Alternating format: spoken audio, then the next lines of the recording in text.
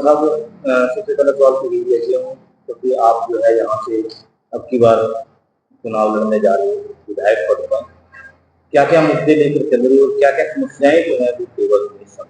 जी, सबसे पहले मैं आपका धन्यवाद करता हूँ। आज पवित्र तीज का त्योहार है, उसकी मैं आपके दर्शकों को बहुत बहुत बधाई देता हूँ। जी, जैसे मुद्दों की बात है, पेवा में पिछले 10 साल से, जैसा कि पूरे हरियाणा में बीजेपी की सरकार है और बीजेपी की सरकार में कोई भी ऐसा कोई विकास कार्य नहीं हुआ जिसका मैं आपको उल्लेख कर सकूं, बल्कि हर जगह विनाश ही हुआ है। तो पेवा में तो खासकर जो हमारे मंत्री जी रहे हैं पूर्व में, उनको आगे जो नई सरकार नायब सैनी जी की बनी है उसमें भी कोई पद नहीं दिया गया, क्योंकि उनको पता था कि उनका विधायक निठल्ला और निकम्मा है। क्योंकि जिस प्रकार उसने पिछले 5 साल में भ्रष्टाचार को पेवा के अंदर फैलाया है और थाने, तहसील में, चौकी में, हर जगह कमेटी में भ्रष्टाचार पूरे चरम सीमा पर है। और साथ ही साथ जो उनके ऊपर महिला कोच खिलाड़ी के गंभीर आरोप लगे हैं, उनमें भी उन पे दायर हो चुका है और आने वाले दिनों में हो सकता है वो जेल की सलाखों के पीछे हों। तो इस प्रकार उन्होंने पेवा का नाम पूरे हरियाणा नहीं पूरे देश में बदनाम किया। जी, मुद्दों से रिलेटेड बात रहेगी, मेन मुद्दे क्या है पेवा के? मेन मुद्दे जी, पेवा की रीढ़ की हड्डी है जो ड्रेन का पुल टूटा हुआ है पिछले 2 साल से, अभी तक वो नहीं बना। और सफाई व्यवस्था देख लीजिए, रोडों का, सड़कों का हाल देख लीजिए। आप भी कहीं से तो आए होंगे, कुरुक्षेत्र रोड देख लीजिए, डांड रोड देख लीजिए, अम्बाड़ा रोड देख लीजिए। और गांवों की सड़कों का इतना बुरा हाल है कि उससे अच्छा तो कच्चा रास्ता होता है। हर रोज दुर्घटनाएं होती हैं और गांव के लोग परेशान हैं जिन्होंने दिन रात वहां से गुजरना होता है।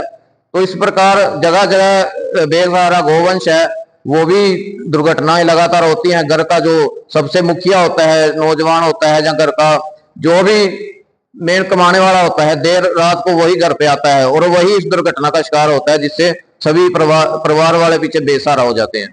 कांग्रेस का घोषणा पत्र भी निम्मा साहब आया ही होगा इस समय। जी, क्या क्या मेन घोषणाएं जो है वो की गई कांग्रेस की तरफ? जी, घोषणा पत्र आप सबको पता होना चाहिए कि भूपिंदर सिंह हुड्डा ने हर जगह, हर मंच पे एक ही बात कही है कि आने वाली सरकार भूपिंदर सिंह हुड्डा की जो होगी उसमें 6,000 रुपये बुढ़ापा पेंशन दी जाएगी।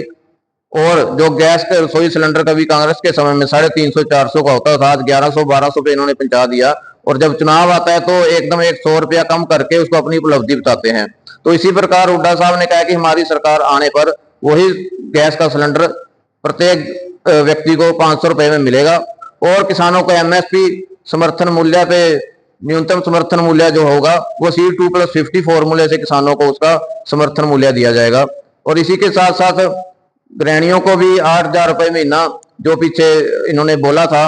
और भी बहुत सारे ऐसे आने वाले जो मैनिफेस्टो लॉन्च होगा उसमें बहुत सारे बोले जाएंगे, इसमें वायदे किए जाएंगे और उनको पूरा भी करेंगे वो। 15 अगस्त आ रहा है जी, आज तीज का दिन है, इसके अलावा रक्षाबंधन है, क्या शुभकामना संदेश पेवा निवासियों को? जी, मैं पूरे पेवा, पूरा जिला कुरुक्षेत्र और आपके जहां जहां भी आपके माध्यम से आपके दर्शक आपको देख रहे हैं, सुन रहे हैं, मैं सबको बहुत बहुत शुभकामनाएं देता हूं। ये त्योहार आपके परिवार को और आपको खुशियां दे और आप खुशियां से इस त्योहार को मनाएं। और स्वतंत्रता दिवस, जिस प्रकार आपको पता ही कि हमारे पुरखों ने हमारे बलिदान देकर इस देश की नींव रखी है और हमारा भी फर्ज बनता है आगे हम इस देश के लिए बढ़ चढ़कर कोई सेवा का काम करें। और इसीलिए हम बोलते थे कि संविधान बचाने की लड़ाई है। जो पिछले चुनाव हुए हैं उसमें यही बात हमने मुख्य तौर पर रखी थी। और आप सबको एक बार फिर से स्वतंत्रता दिवस की बहुत बहुत बधाइयां।